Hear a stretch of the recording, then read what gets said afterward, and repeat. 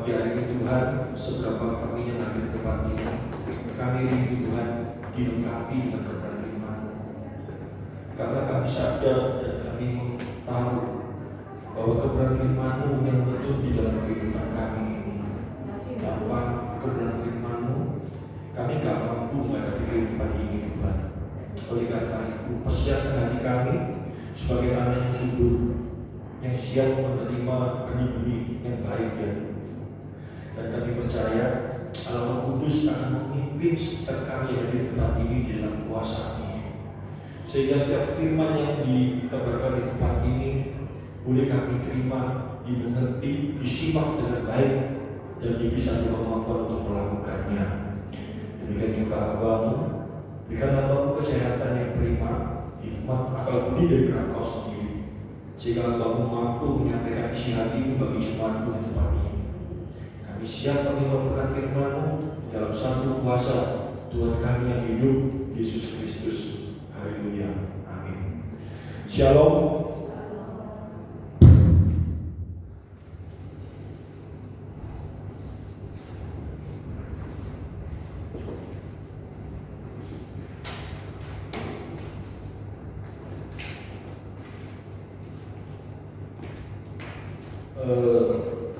Saya nggak pakai masker ya, bukan karena apa, cuma kalau pakai masker apa saya nggak kuat dan nggak apa-apa karena kemarin saya baru di booster, jadi pasti nggak ada masalah ya.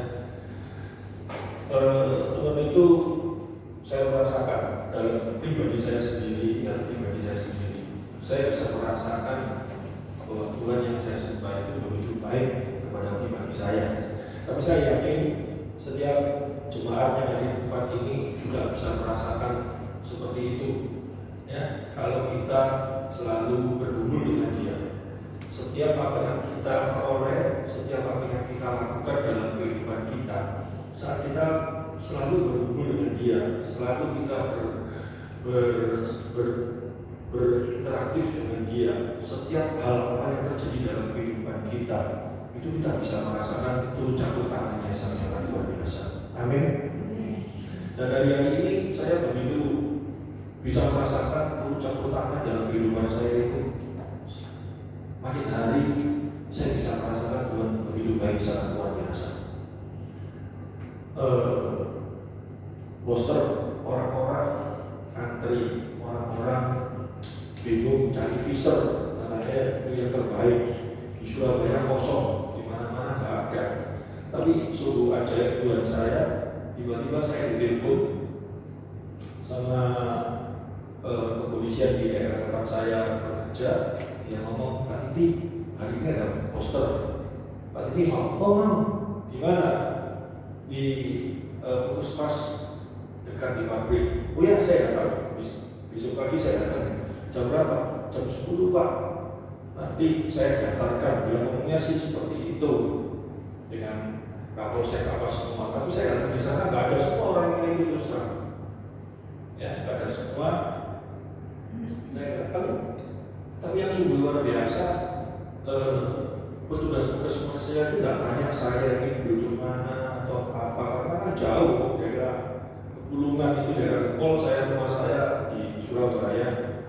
Tapi begitu saya ada KTP-nya, dia lihat, oh Bapak mau vaksin? Iya. Keberapa Pak? Ketiga booster berarti? Iya. Dulu pakai apa? Sinovac. Oke Pak, sekarang pakai Pfizer ya? Ya saya nggak pesan. Iya. Bapak nggak usah antri, langsung disuntik. Saya heran. Yang pertama, saya divaksin juga seperti itu. Saya nggak mau vaksin, anak saya suruh vaksin. Tiba-tiba sama bapak, saya sudah didaftarkan. Saya datang, saya nggak bawa KTP dan mau ditolak. Tiba-tiba ada hamba Tuhan ngomong, ini Pak ini pendeta ini, namanya nggak ada di sini Pak, di Jawa hari. Vaksin dulu aja, nggak apa-apa, nanti saya yang tanggung. Dia tiba-tiba seperti itu. Saya divaksin, nggak pakai antri, semuanya dilakukan secara luar biasa. Ada beberapa hal yang Tuhan lakukan dalam kehidupan saya yang saya lihat sangat gereja libur 2 tahun dengan berubah seperti ini semuanya. Ini saya juga, saya bisa merasakan bahwa Tuhan saya itu ajaib, Tuhan saya dahsyat, Tuhan saya luar biasa. Dan hari ini kita semua disuruh waspada, ya, melalui firman Tuhan. Di dalam kehidupan ini banyak sekali orang-orang yang berupaya, mungkin CP aplikasinya sudah dikasih mati di sana, sudah kita kasih mati sini ya, biar ada noise.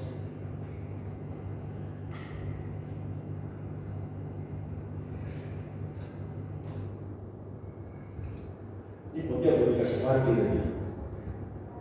Iya, nah, lupa. Jadi enak ini ya, ada noise-nya. Jadi di dalam kehidupan kita ini banyak sekali orang yang menjerat di dalam kehidupan kita. Tanpa kita sadari, dan ini sangat bahaya sekali. Di dalam kehidupan beragama pun juga bisa terjadi demikian. Dan ini sudah diperingatkan. Nanti kita sama-sama belajar. Yang saat ini dan pada waktu Tuhan Yesus pun juga mengalami.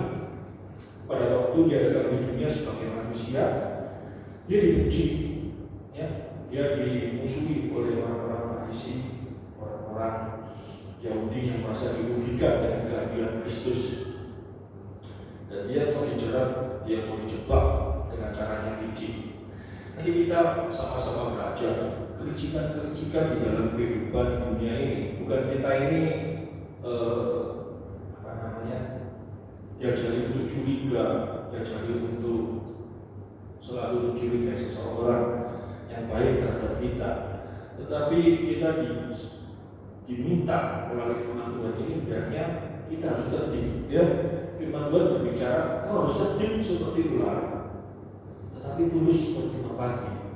Ya, tertib. Kita disuruh tertib. Di dalam kehidupan ini, kalau kita tidak tertib, di dalam kitab Amsal dikasih tahu, kalau kau bodoh, kau akan pasti akan mengalami kerugian di dalam segala hal apapun juga. Oleh karena itu, dalam kehidupan ini kita harus belajar tertib. Bagaimana seorang itu tertib? Kita lihat. Sekarang saya mau masuk dulu di dalam kehidupan Tuhan Yesus pada waktu dia menghadapi orang-orang yang ingin menjebak dia. Ya. Kita buka di dalam Injil Markus pasal 12 ayat yang ke-13.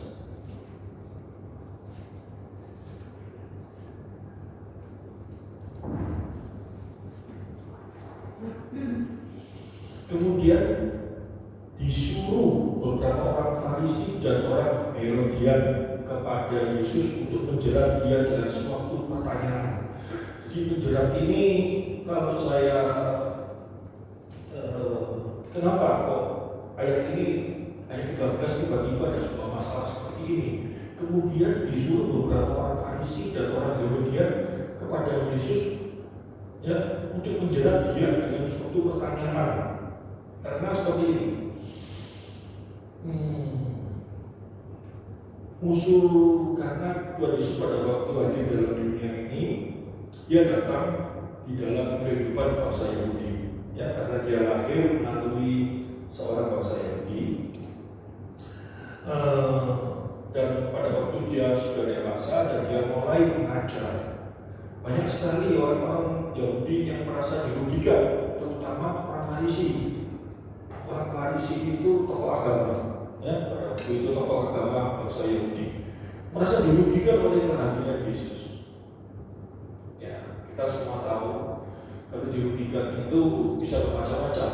Yang pertama kali menyangkut ketenaran, ya, ketenaran, terus menyangkut finansial, keuangan. Dan kalau seseorang itu merasa dalam kehidupannya yang biasanya dengan caranya dia bisa memperoleh itu semuanya, dan oleh karena kehadiran seseorang ini dia merasa dirugikan. pasti orang yang merasa dirugikan itu akan melakukan satu tindakan bagaimana supaya orang yang merugikan ini disingkirkan atau setidaknya tidak merugikan dirinya lagi. Ini biasa dalam kehidupan manusia seperti itu. Dan Tuhan Yesus dan firman Tuhan berkata, kehadiranmu di dunia ini hati-hati. Musuhmu banyak sekali. Orang-orang yang tidak suka dengan kau itu berarti musuh ya. Banyak sekali orang-orang yang tidak suka dengan kau. Bukan kita musuh terus kita musuh dia, tetapi firman Tuhan juga berkata kasihilah musuhmu. Bukan berarti kita kalau dikasih tahu hati-hati, kau banyak musuh, otomatis kita siap-siap untuk berperang sama mereka. Bukan. Tetapi firman Tuhan juga mengajarkan kasihilah musuhmu. Amin. Ya, firman Tuhan ini luar biasa. Kita tidak belajar ekstrim yang kebablasan. Kalau kita punya musuh, ya bagaimana kita ambil pedang atau ambil apa, kita bunuh orang-orang itu, kita habisin supaya kita tidak ada musuh. Bukan. Tetapi firman Tuhan berkata, kasihilah musuhmu. Nah, ini kontradiksi ya, tabrakan. Musuh tapi disuruh mengasihi. Bagaimana caranya hal ini? Berarti kita sama-sama bisa belajar. Kita mulai belajar dari kehidupan Tuhan Yesus sendiri. Dia dimusuhi oleh orang Farisi, ya, yaitu tokoh agama orang Yahudi. Kenapa?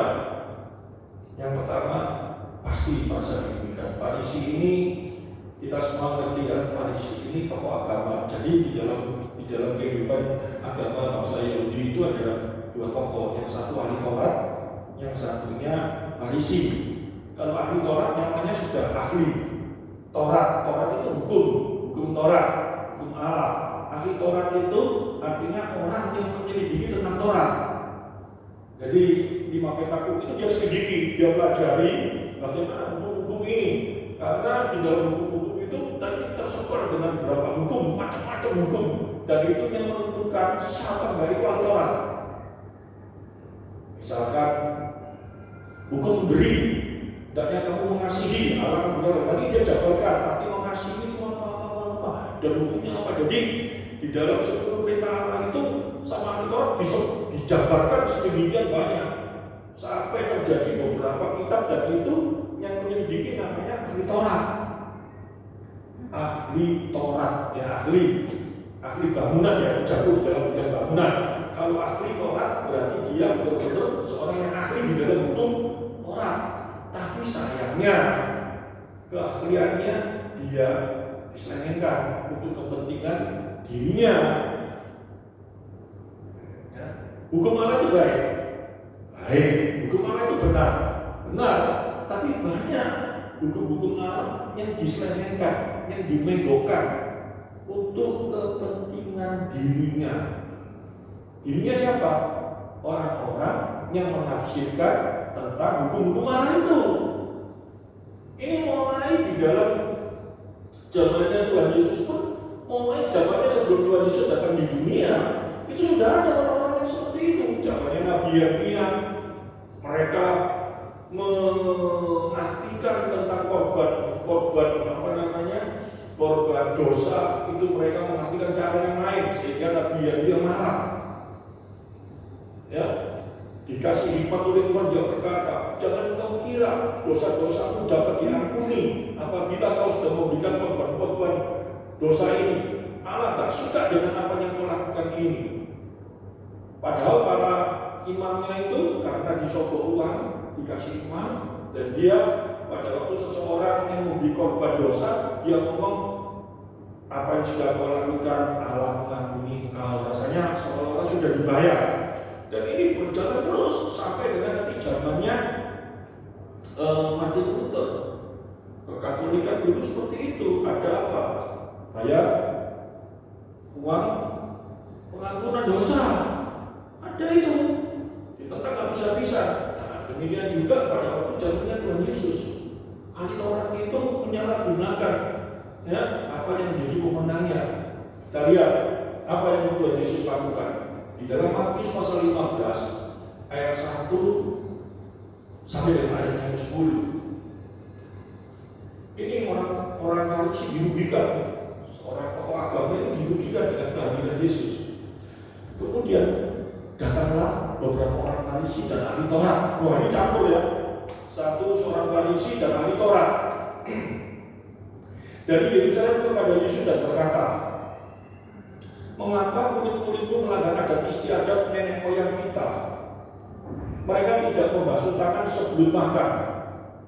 Wah, ini dijadikan sebuah persoalan karena dianggap bahwa membasuh tangan itu hal yang penting, yang menyucikan dirinya, seolah-olah dia berkata seperti itu. Ya, tapi jawab Yesus siapa? Ya, ini tadi di ayat 2. Kalau mau masuk rumah Tuhan, jadi kebiasaan orang Yahudi, mereka harus cuci tangan, cuci kaki. Sampai di sini masih ada nggak kayak gitu? Orang Kristen? Nggak ada ya orang Kristen ya, tapi mereka ada ya.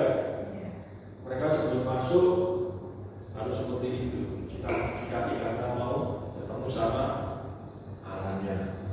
Kalau kita tadi habis makan bakso kakinya masih kena sambal dikit, ya apa dicuci apa enggak? Ya, yang penting hatinya kata Tuhan. Ya, dan ini itu mengapa? Tetapi jawab Yesus kepada mereka, Yesus tidak kere-keran, dia tidak ngomong dulu apa namanya, lakon kiopo. Nah itu, yang penting itu bukan seperti itu, tapi dia dengan cerdik, dengan hikmat, karena dia memang Allah, dia memberikan sebuah gambaran yang sangat luar biasa. Tetapi jawab Yesus kepada mereka, mengapa kamu pun melanggar perintah Allah demi adat istiadat nenek moyangmu? Ini pada waktu dia berbicara di dalam Matius pasal 15 ayat 3 ini dulu, dengan sekarang di dalam usia saya yang 60, pandangan saya berubah. Aneh ya, firman Tuhan ini hidup. Amin. Ya, saya bisa ngomong hidup apa? Pada waktu yang lalu saya menafsirkan cuma ya jauh-jauh seperti ini. Tetapi sekarang saya bisa dikasih pandangan yang lain lagi. Tetapi jawab Yesus kepada mereka, mengapa kamu pun melanggar perintah Allah demi adat istiadat nenek moyangmu? Wih, luar biasa Yesus ini, saya bisa merasakan yang hidup. Dia menjawab dengan satu momen di mana sebetulnya dia tahu hal melanggar ya, yang dilakukan oleh orang Farisi, dan dia mau menegur langsung. Dia tidak menegur langsung, tetapi dia mau menegur melalui pertanyaan yang dilemparkan kepada dirinya. Ini luar biasa. Kita belajar dalam ini dalam kehidupan kita. Kita harus cerdik sebagai orang percaya. Amin. Kita harus dikasih sebuah pertanyaan dan kita tahu jawabannya itu, dan kita jangan memberikan langsung jawaban kepada pertanyaan itu, dan orang itu nanti belum tentu bisa senang dengan jawaban kita. Bahkan kita berpikir setiap jawaban yang kita lemparkan, ya, yang kita lemparkan kepada seseorang, meskipun kita tahu dengan jawaban seperti ini, orang ini pasti kau nggak bisa menjawab. Tetapi alangkah baiknya jawaban itu yang kita berikan kepada seseorang bukan cuma menyudutkan dia, tetapi supaya dia menjadi sadar dengan caranya dia berpikir, dengan cara tingkah lakunya. Ini penting dalam kehidupan kita.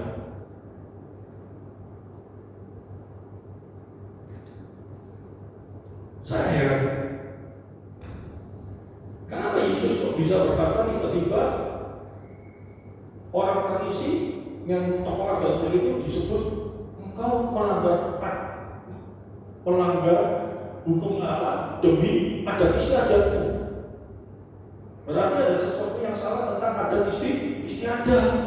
Nah, adat istiadat ini terjadi karena salah penafsiran di dalam hukum Taurat untuk kepentingan seseorang.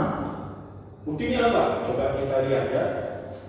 Perintah Allah demi adat istiadat nenek moyangmu. Nenek moyangmu, adat istiadat nenek moyangmu. Berarti hukum ini sudah berjalan lama sekali.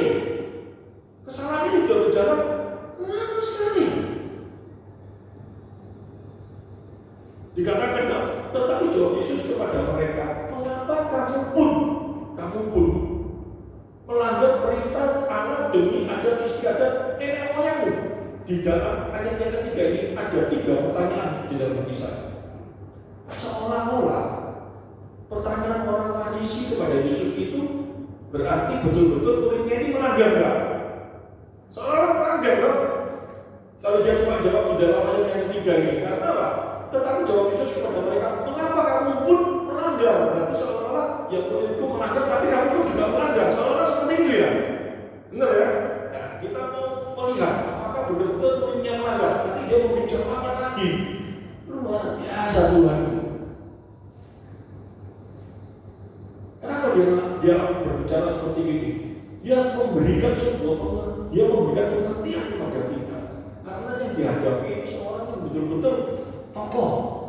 Dan kalau kita masuk kepada orang seperti ini, kita nggak boleh langsung menembak dia, langsung memberikan jawaban yang membuat dia itu hatinya nggak enak. Tapi dilemparkan dulu seolah-olah Yesus mengakui bahwa muridnya juga melanggar. Tapi apakah muridnya melanggar? Nanti kita lihat. Hukum adat istiadat apa sih? Nah, kita lihat ayat yang keempat. Sebab Allah berfirman, hormatilah ayahmu dan ibumu. Dan lagi siapa yang mengutuki ayahnya atau ibunya pasti dihukum mati. Yesus memberikan sebuah jawaban dengan firman Tuhan juga diingatkan. Jadi dia memberikan jawaban kepada mereka dengan firman Tuhan. Dan firman Tuhan ini dipakai oleh mereka untuk kepentingan mereka juga. Ada hukumnya ini. Dari hukum hormati orang tua, ya hormati ayah dan ibumu. Ini orang Farisi, orang Taurat juga memegang ini. Tetapi di mana hukum ini dilanggar, ya demi kepentingan hukum yang satunya. Tidak bisa, firman Tuhan tidak boleh seperti itu. Ini contoh. Di dalam kehidupan kita yang sering kali kita terpleset sampai jatuh dalam dosa, itu karena apa?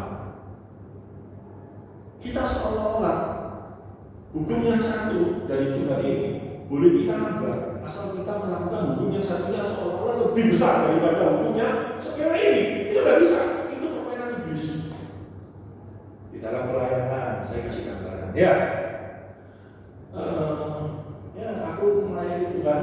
Yang pemain musik di sini tidak ada, cuma saya nggak tahu ya hati masing-masing. Ini firman Tuhan yang berkata, aku sudah melayani Tuhan kok. Yang penting aku melayani. Seumpama apa ada motivasi yang lain di Tuhan nggak apa-apa lakukan baik. Yang penting aku melayani. Kalau engkau berpikiran seperti itu, engkau berarti melakukan satu hukum melayani tapi melanggar hukumnya yang satunya. Belajar dari ayat ini. Karena banyak orang yang seperti itu. Hati kita ini sering seperti itu. Aku jadi lumayan kok. Gitu. Aku sudah melakukan hal yang seperti ini. Aku sudah beribadah daripada dia beribadah. Tapi aku melakukan kesalahan dikit-dikit. Tuhan tahu kok tak apa-apa. Gak bisa. Tuhan gak bisa dikompromi dengan seperti itu. Apalagi ini pada waktu baca ini, Tuhan ampuni aku. Di dalam kemanusiaanku, aku sering. Kita sering kayak gitu enggak? Aku semua kita sering loh kayak gitu. Aku ya memang aku melanggar satu hukum ini Tuhan. Tapi kata teman-teman aku sudah lakukan hukum yang lebih luar biasa untuk engkau Tuhan. Tuhan tidak berkenan dengan hal ini. Kalau tahu ini salah, jangan kita lakukan. Kita belajar ya. Kita belajar bagaimana kita supaya menjadi taat ke depannya. Amin. Teman saya dengan pengertian tentang habertologi itu hukum dosa dan predestinasi dia gabung jadi satu, soteriologi teologi keselamatan dia juga gabung jadi satu, dan dia mulai dalam kehidupannya memilah-milah. Aku seperti sudah percaya Yesus. Dan aku benar-benar percaya buktinya apa? Setiap minggu ke gereja, malam baca firman, renungan firman, dan aku sudah bisa menyampaikan renungan firman, dan aku selalu memberikan perpuluhan, aku sedekah, apa. Tapi dalam hidupnya, dalam rumah tangganya, dia cerai sama istrinya, dan dia mulai mau menikah lagi, dan dia juga suka sama perempuan yang gak karu-karuan semuanya, dan dia ngomong ini kelemahan Tuhan tahu, gila kan? Dan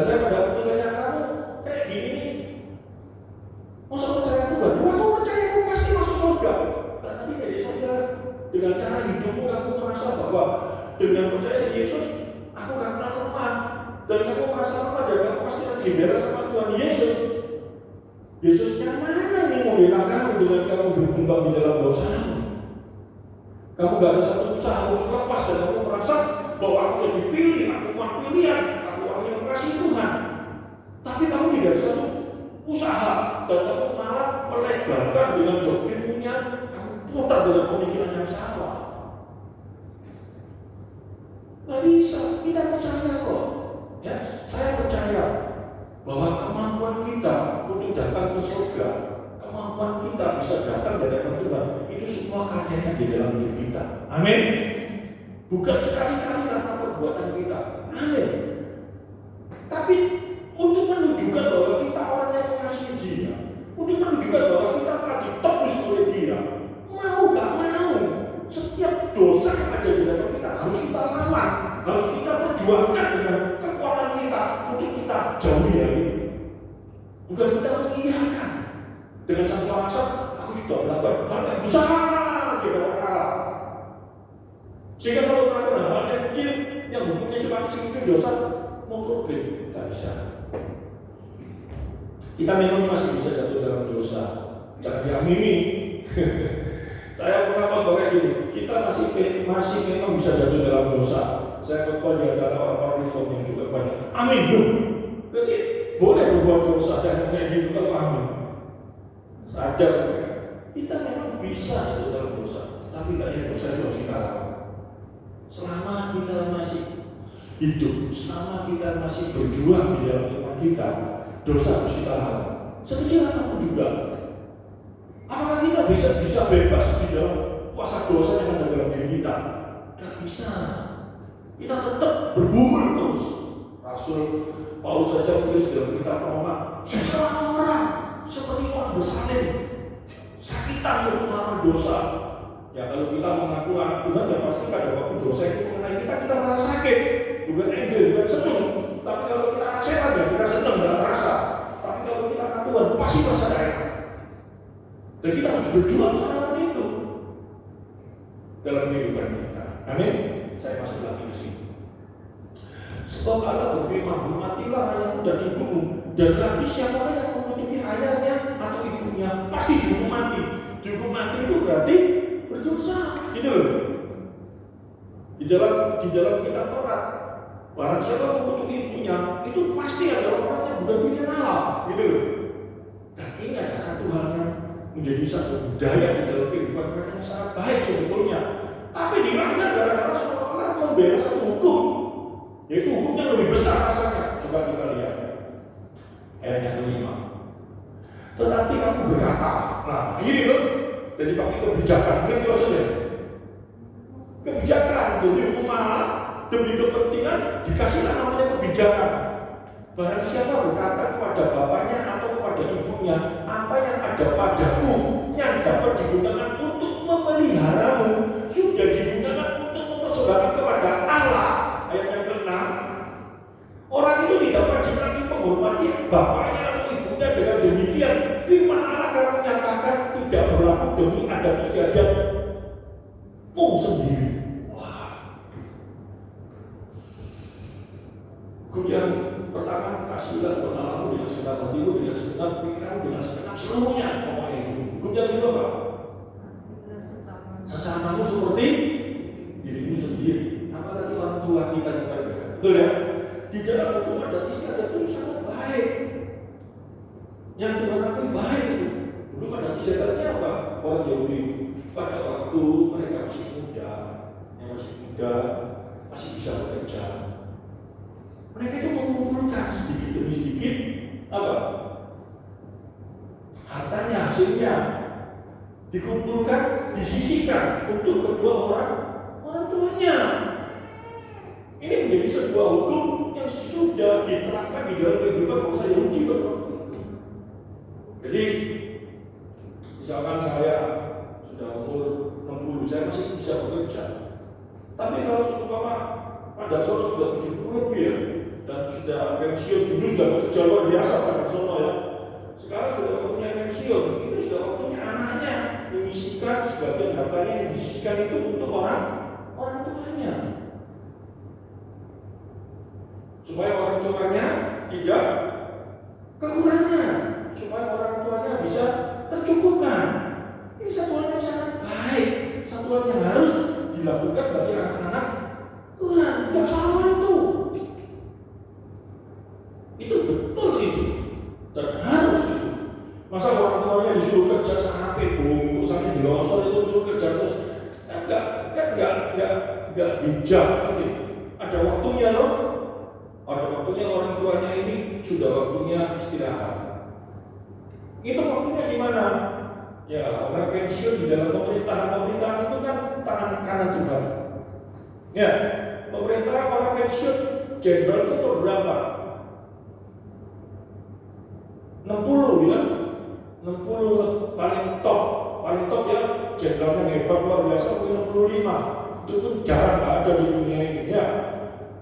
Dan kalau dia sudah seperti itu dan anaknya sudah harus memikirkan untuk kedua orang tuanya dengan cara bagaimana? Gak bisa dia beralasan, aku gak punya duit loh. Ya apa? Orang tua aku ya apa? Mana bisa aku gak bisa aku hidupku sendiri dan mampu. Gak seperti itu. Pada waktu itu dikasih budaya.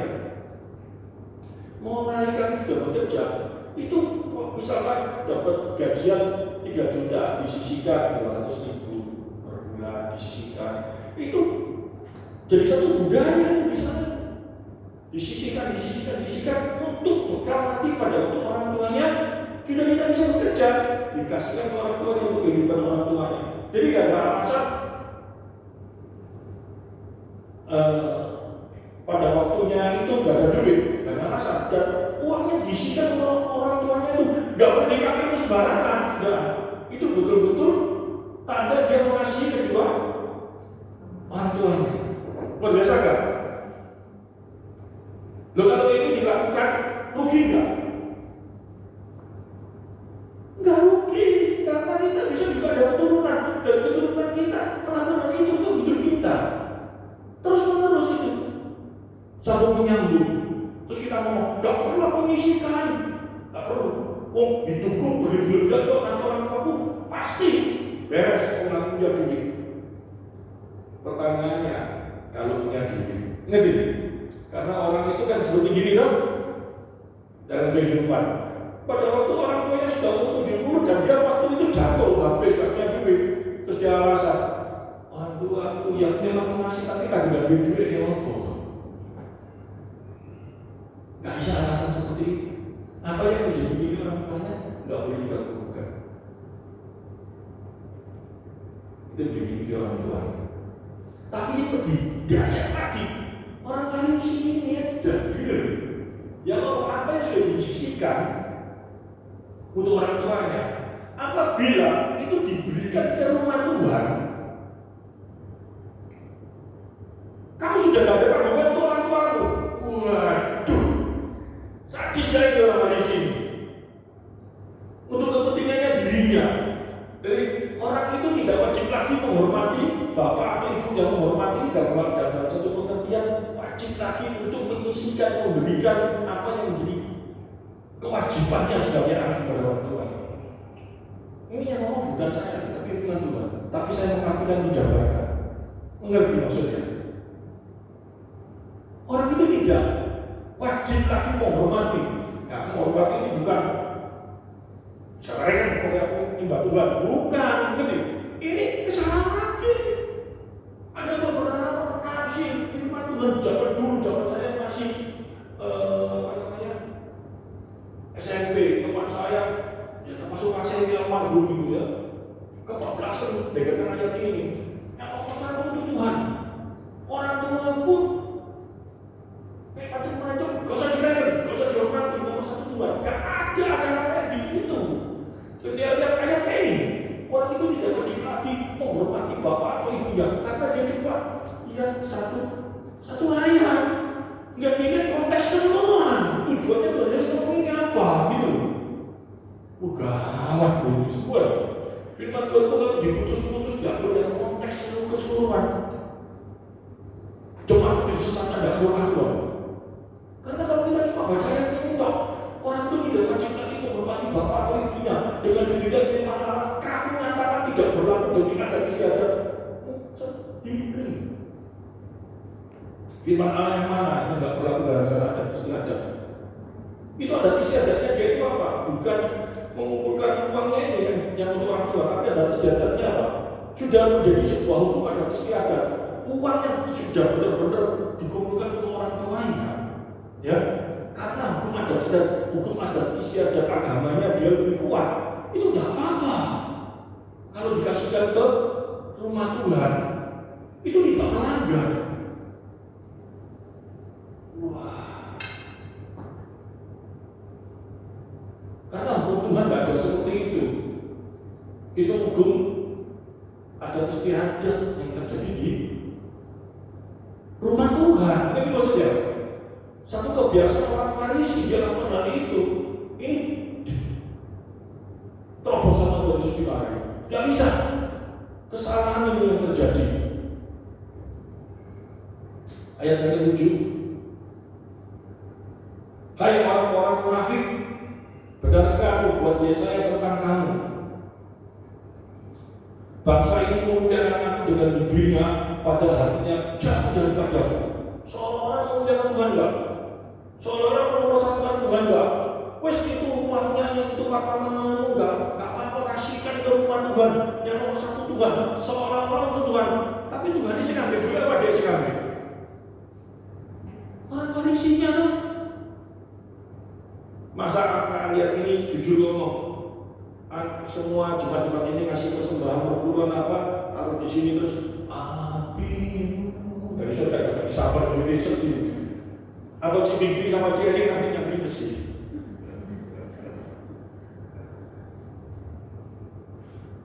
Ya tapi karena manusia untuk kepentingan. Kalau di gereja ini saya jamin ya dalam nama Tuhan untuk kepentingan pekerjaan Tuhan. Amin.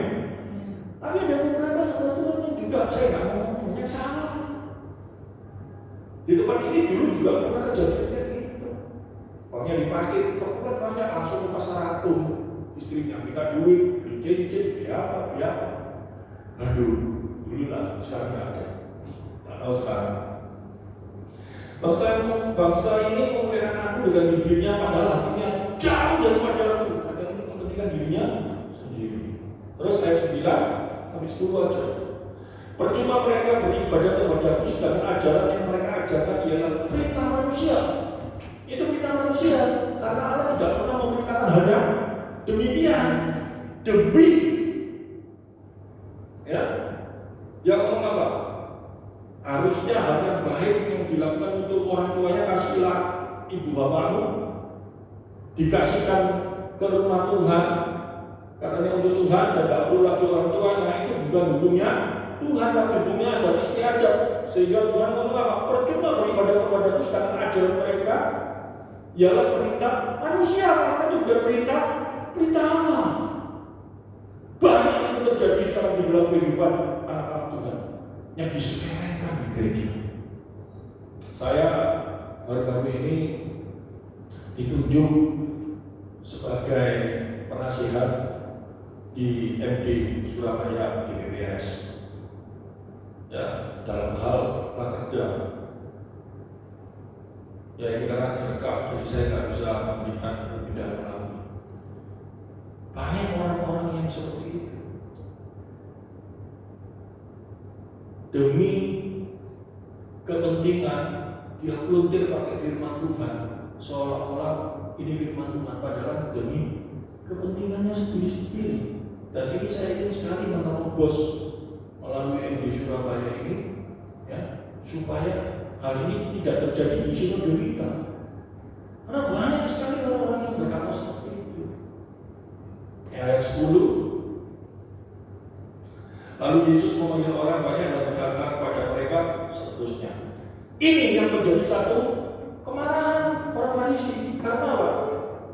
Dengan Yesus mengajarkan hal itu, dibuka hal itu, sehingga banyak orang tidak membeli di rumah Tuhan. Setelah itu mereka merasa dirugikan orang Farisi itu. Mantul dia sama Tuhan Yesus. Orang ini kayak penghasilan itu dirusak gara-gara dia, benar?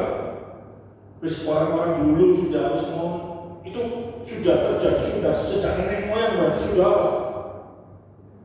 Bertahun-tahun itu sudah terjadi, dan ini mulai dilanggar. Rasanya ya apa?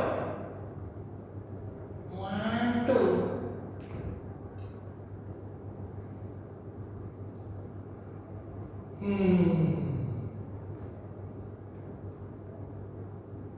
Dan kita lihat apa yang terjadi.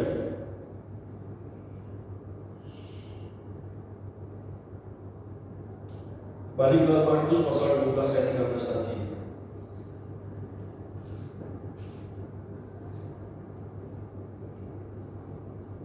Kemudian disuruh beberapa orang Farisi dan orang Herodian. Farisi tadi sudah saya jelaskan, tokoh agama orang Yahudi. Karena Herodian ini orang Yahudi yang ngatok itu berarti ngatok ya. Jadi apa ya bahasa Indonesia yang ngatok itu ya? Menjilat ya. Orang kalau umurnya begitu aja pasti lebih pintar. Menjilat ya pada bangsa Roma yang anak-anaknya Roma ya. Orang Herodian ini orang Yahudi yang pro kepada bangsa Roma, dan mereka menjerat ya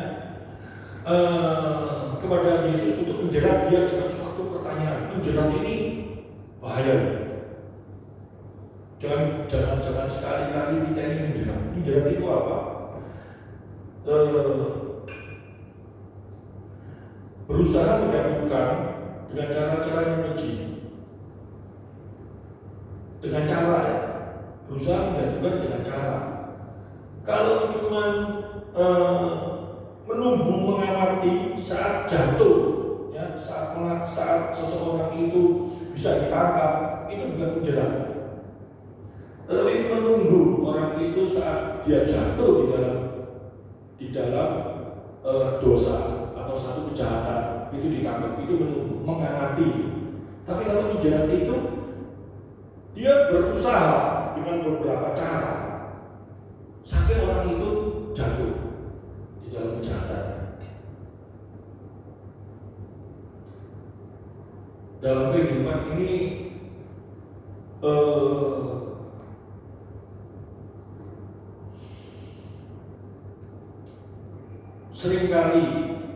seringkali di dalam pergaulan, di dalam dagang, di dalam kehidupan kita hati-hati dengan dia. Saya masih ingat akan orang tua saya, orang tua perempuan mama saya. Dia ngomong sama saya ini, "Ti, kamu itu tak kasih nama dalam bahasa Cina-nya itu Wang Fu, itu memiliki sebuah arti semua. Orang Cina dulu namanya arti semua. Karena justru saya bingung dan saya sendiri nggak bisa menulis Cina loh. Jadi saya nggak bisa mengartikan Wang itu raja, itu orang yang bayati. Jadi saya bayati, amin ya. Tahu di atas gunung, orang yang sangat baik. Fung itu di atas angin gunung. Jadi dia ngomong, aku kasih nama kamu itu supaya hatimu itu menjadi seorang yang benar-benar baik, ngampuni orang. Tapi hati-hati. Dan ini dulu saya nggak mengerti tentang orang baik kok disuruh hati-hati gitu ya. Tapi sekarang di dalam usia saya yang mau 60, saya makin tahu. Menantu saya ini baik-baik. Saya mau hati-hati dengan kebaikan. Karena di dalam kebaikan kita, ya, tanpa kita tujukan kepada Kristus, dalam bahasa kasarnya saya mau ngomong ya, supaya diingat kebaikan kita itu busuk. Dan busuk itu berarti dosa. Dan dosa itu sangat gampang untuk ditemukan dengan dosa. Kalau kebaikan kita menuju kepada Kristus, aman. Amin. Tapi kalau kebaikanmu tidak menuju Kristus, bahaya. Karena itu busuk. Dan ini sering dimanfaatkan oleh orang-orang yang busuk itu. Ya, saya kasih gambar. Dalam kehidupan saya dulu sering terjadi hal yang demikian. Sampai sekarang pun kalau sampai saya tidak termotivasi kebaikan saya ini karena Kristus, mesti kemana? Saya sekarang mau menyampaikan firman Tuhan, saya pasti pikirkan dan saya terapkan dalam kehidupan saya dulu. Kenanya di mana? Kita ini baik kepada seseorang di dalam wilayah dagang aja, kita baik sama seseorang, dan kita nggak tahu kalau kita ini dijerat sama seseorang. Nggak terasa. Rasanya itu dan rasa caranya ya kan? Sering nggak dalam kehidupan kita merasa sungkan. Ngerti maksudnya? Apa itu sungkan? Sungkan aku bedanya. Sebetulnya aku nggak mau, ngerti ya? Tapi aku ini sungkan. Dan bisa sungkan itu karena kebaikannya orang itu atau kita nggak paham bahwa orang ini sudah melakukan sesuatu supaya kita suka. Di saat kita suka, dia bisa manfaatkan kita untuk kepentingannya dia. Dia bisa lakukan segala sesuatu supaya kita melakukan apa yang menjadi keinginannya. Dengan cara supaya kita sungkan. Dalam kehidupan ini, waduh, apalagi di gereja, banyak pendeta sekarang jelas orang itu paling pintar. Saya nggak mau lakukan ini. Orang bertobat, orang datang di gereja bukan karena saya jerat, tapi karena firman Tuhan. Amin. Kalau saya mau jerat, gampang. Kita buat seseorang sungkan, kita baik, kita lulus, kita datangi, kita sampai. Itu memang bagian daripada diakonia. Tapi kalau tujuannya supaya orang sungkan, jerat.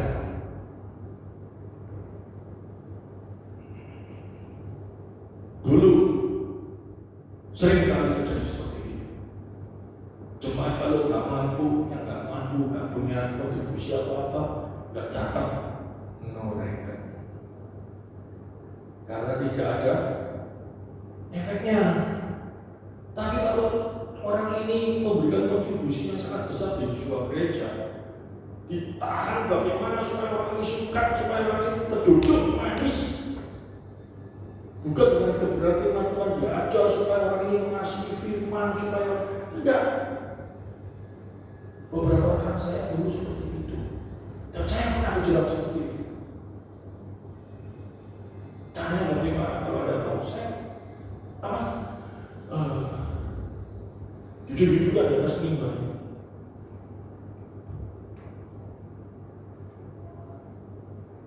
Gereja ini boleh terjadi dibangun seperti ini semua, tapi sedikit saya dijerat dan banyak dikuasai Tuhan. Amin. Yang dijerat bagaimana? Dan mungkin saya baru bertobat kok bisa mau moro-moro warga uang, warga apa untuk pekerjaan Tuhan? Gak mungkin. Kalau saya pada waktu itu udah ditangkap sama mereka, wah wis pokoknya kalau di dalam sekelompok itu seolah-olah saya itu the best ya. Kalau sudah the best saya suka nggak makan dulu.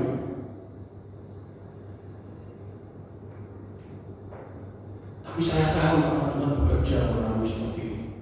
Pada waktu saya dimusuh sama mereka, saya bisa makin kuat dan saya makin mau karena Tuhan bekerja dalam hidup saya. Kalau Tuhan nggak bekerja dalam hidup saya, lari saya. Tuhan bisa pakai orang-orang, ya, untuk memulihkan saya. Tapi kita kalau jangan kayak gitu loh. Kita tahu dengan sungkan ini kita dijerat, hati-hati. Sekarang banyak. Ya, apalagi ini orang yang baik lagi. Pada waktu datang sudah dijerat ya. Istrinya manggil. Iya, saya tahu dia baik orang datang di tubuhnya. Buang semua barangnya. Mau nagih aja bisa sungkan. Apalagi sekelompok teman. Waduh, saya dulu main di perkutut ya burung. Wah, kalau jerat orang itu mengeluarkan duit 200 juta di perkutut yang saya gini loh, yang mungkin besok mati. Itu dibayar, saya sampai heran. Caranya apa? Waduh, ada orang kaya satu, duit banyak kita tahu. Wih, ini orang ini kita ambil kita, anak buah kita itu jalan semua lihat di sana.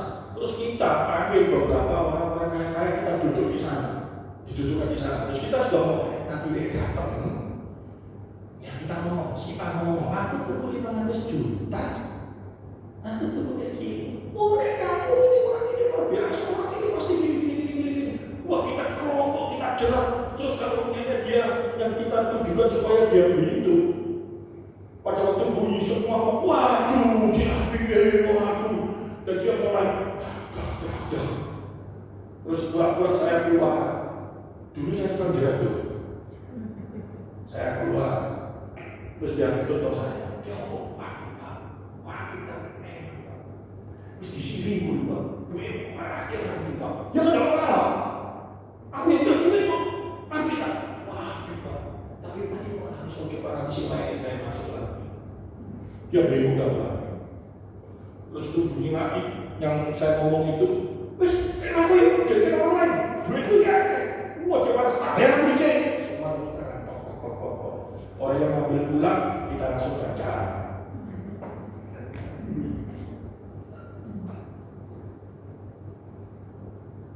200 juta. Terus supaya dia bisa senang lagi. Wah kita main-mainkan gitu terus. Saya pun juga pernah jelas akhirnya. Macam-macam di dunia ini jelas menjelang. Oleh karena itu, tanpa firman Tuhan, tanpa kita berpegang semangat Tuhan, hati-hati. Kena kita. Jangankan sama orang lain, sama istri aja kita bisa jerat. Waduh gini, dari jalan juga anak akhirnya tapi ini tak kayak soto, kayak ini pasti gue digini. Datang pokoknya tapi gimana sih digini? Itu jerat tuh. Untuk kepentingan itu jerat. Nah, boleh. Kita belajar terus dari Tuhan. Sekolah teman itu kayak gitu. Di mana-mana komunitas anak-anak muda. Kita mau datang di komunitas sesuatu gitu. Wah, mereka sudah datang. Supaya orang ini mau dia apa? Supaya ini dia apa? Supaya dia mau makan duit dia apa? Itu jerat semuanya.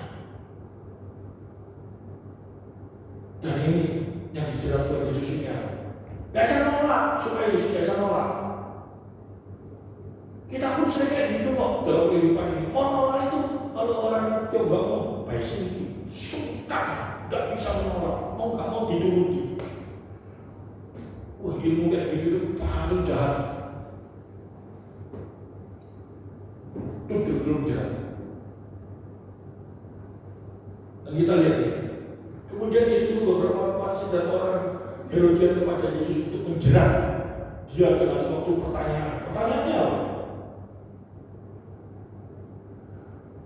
Orang-orang itu datang dan berkata kepada dia, Guru, kami tahu engkau adalah seorang yang jujur. Waduh, ini betul-betul penjerat kelas tinggi ini, dipotong dulu tuh. Sama seperti saya dulu tuh. Wah, ini hebat. Dia nggak ngerti tentang burung, kita bisa ngomong, waduh, gue pengen dia istimewa. Nek dengar burung, bisa tahu kita karena pinter dengan padahal dia pulang.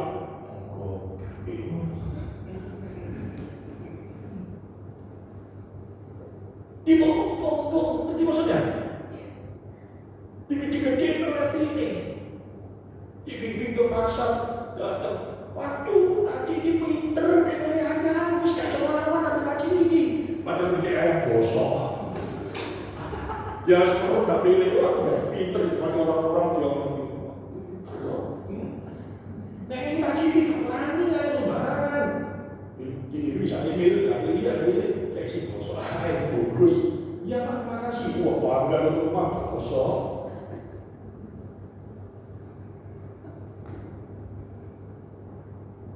Sering gitu kan? Saya dulu sering dijebak kayak gitu. Kan dia hati. Pergi ke orang jual pakaian, datang, wah ini bos, ini waduh dikasih dong semua. Satu toko dibeli kabeh. Sungkan, karena sudah dikasih kan gitu. Cepat, apalagi yang gue suka semua. Sekarang sepi kok itu. Teman dirancang ini sampai masih datang Pak Iki paling tunggu celana pendek terus itu gak dinaikkan. Kayak saya dipuji juga gak dinaikkan gitu loh. banyak yang luar biasa. Mesti dibayangin kan ini. Orang-orang itu datang berkata kepadanya, "Guru, kami tahu engkau adalah seorang yang jujur."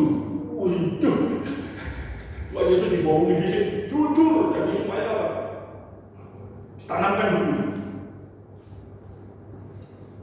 Dan engkau tidak takut kepada siapapun. Wih, sadis gak? Jujur itu nanti mengarah kepada hukum-hukum Allah. Tidak takut kepada siapapun itu mengarah kepada